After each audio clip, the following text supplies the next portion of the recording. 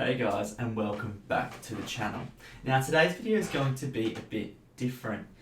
I haven't written a script, I haven't written any notes for this video. It's sort of just, I was sitting here, I was doing a bit of stuff for my upcoming wedding, and it just struck me that I've just got a lot of stuff I've just got to get out of my head and onto the page, well, onto the screen, and it's concerning the Suns. Now, easy to say, the past 3 weeks have been absolutely diabolical. We don't look interested. We don't look like we really care, to be honest. And it's just really disappointing. I thought we'd got over this. Past couple of seasons have been, well, last season was pretty rough.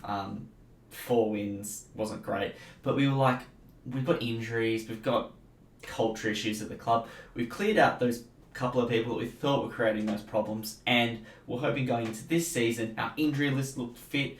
Through pre-season, all we were hearing from the club was all the players are fit, they're ready to go, new conditioning coach, all that sort of stuff, prepare for a bumpy year. And after the first 3 rounds, we were sitting great. We were 3-0, people were praising, Tommy Lynch was looking on fire. Mind you, Tommy Lynch is still playing well, and he's the only one really doing anything on the field. We had Jack Martin playing well. We had all these players sort of stepping up to the mark and putting the results in. And then it happened. We dropped our bundle. Firstly against Brisbane at the Gabba, where we didn't seem to really care a hell of a lot, and they seemed like they wanted to win, and guess what? They won. And then Geelong came along and they spanked us by 120 points. And I was like, alright, Geelong are a very good team. Down in Geelong, disappointing, but we can move past it. We can get a result from the next game. Then Melbourne came. And Melbourne are an improving team for sure. But I'm like, up on the Gold Coast, in our conditions, we should be alright. Half time for the first half, only down by 5 points at halftime. Like, sweet, working our way into the game. We won't win by 7 or 8 goals, but we can still have chances to win. And then it happened. We stopped. We stopped moving. We stopped caring by the looks of it. And I know people are going to say, oh, look at those injuries. Prestia and Mill were playing injured, and Rosa did his hammy, and Sexton broke his wrist. That's not an excuse. That's not an excuse to stop. Which is exactly what we stopped. And then likes of Viney and Vince just ran over the top of us. What we lack is a physical edge. We've got all these flaky players that play around the outside, that love getting a handball, love running off the pack, but we don't have any players that are willing to get their head over the ball and have a bit of a mean streak about them, have a bit of grunt about them, have a bit of 4-letter word about them. None of that. Darcy McPherson, who'd come into the team for the first time last week, he had more about him than any we've had for the rest of the year. He tackled hard. He tried to get his head over the ball. He's a small kid. He's just got a slight body, so he's not going to win those competitions. But he's having a fair dinkum crack, which is more than I can say for a lot of people on this team. And then, so after those performances like that, you hear these rumours. Now, they're probably rumours, so I'm not going to name names. But you hear these rumours about players that want to get up and leave the club and say, oh, I don't like the way we're playing. Guess what? You're the problem. You're the one on the field not doing the right thing. Not doing those hard things. And you want to get up and leave? And especially it's disheartening to hear when it's second-year players that say, oh, we don't like the way we're playing. We're just going to get up and leave and go back to Melbourne. That's really poor. That you can't stick around for the hard times. Now, fair enough, if you've been to the club 6 or 7 years and it hadn't been successful and you wanted to go somewhere a bit more successful, I wouldn't blame you. Feel free to go. You've put in your hard work, nothing's happened, and you want to go and try to apply a trade somewhere else. That is fine. I've not got an issue with that. The issue I have is with second-year players that decide, nah, had enough, too hard, want to go somewhere else. It just seems weak.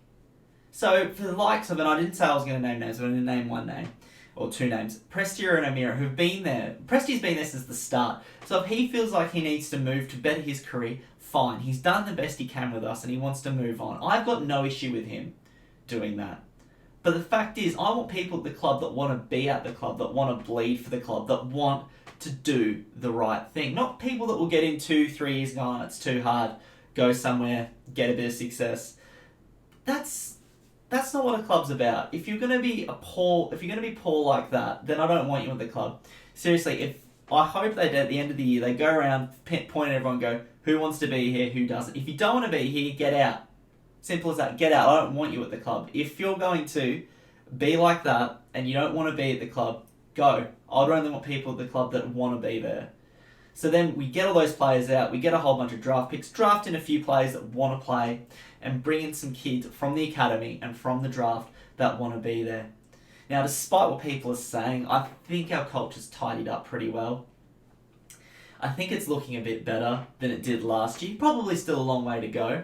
That's where someone like Nick Malcheski's probably great coming into the club. He might not be the player he used to be, but he brings that culture in from Sydney that you need to get your nose to the grindstone. You need to put in the effort, whether it's on the field, off the field. So hopefully that continues to go. Another thing, so that's the players.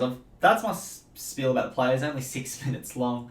So that's my spiel about players. The other aim I have to take is the aim at not the coaches, the football staff. That I hear, it's so disheartening to see so many mixed messages coming out of the club. I'll give you an example. Rory Thompson did his ankle 2 to 3 weeks. 2 to 3 weeks, he should be fine. 8 weeks later, where is he? Don't hear anything from the club. They don't say anything. Don't hear anything from anyone else. But he's been injured for 8 weeks from a 3-week injury. What's happened? Is it the medical staff not pulling their weight? Was he diagnosed incorrectly? I don't know. And the same thing with Swallow and O'Meara. All I see is, when I look at their injury list, I look for a bit of hope every single week. And all I see is indefinite. Put a number to it. If he's not going to be there for the rest of the year, let us know so we're not standing there and hoping that they're going to be coming back and they're going to make a big difference. If they don't get back to round 15, guess what? They're not going to make a difference for the year. It's just so disheartening. You hear the stuff coming from the club and the recruiting stuff. You see all these absolute balls running around. You see the Jack Viney's. Admittedly, he's a father-son, so he probably wouldn't have picked him up. But you see the Darcy Parishes. You see all that. You see them running around in front of the clubs. We've got a lot of outside run. Our outside run is great. We're quick over ground, but we've got no one to give the balls to them to. No big body people to get in under the pack and get the ball out. And I know some of them are injured. I know Swallow's injured. I know Amira's injured. But we need to bring in players that, one, want to be here, and two, that aren't injury prone. One thing I do like about the club, I must say, is our chairman, Tony Cochrane. He showed a bit more fire. He showed more fire than I've seen out in the field this year. He fired up. He challenged the Gold Coast supporters to come and actually watch the game. I would go to every game I could live. Unfortunately, I live overseas, so I can't. But he had more guts and had more conviction with some of the stuff he said than the players have had all year. But, so hopefully, standing up for last thing, standing up for Queensland football. Standing up to Lee Matthews, who wants to go around and say, oh, there should only be one team in South East Queensland. Well, guess what, Lee? Gold Coast could be that other team in South East Queensland. They've got their own facility coming in at the end of the year. They pretty much own their own stadium. They're not like you, who's training out of the Gabba and still looking for a facility and still looking for a training facility anywhere. Now, that's not to have a dig at the Brisbane Lions supporters out there. I know there's a lot out there. And to be honest, we probably need to be working together to getting the Queensland football back to where it needs to be.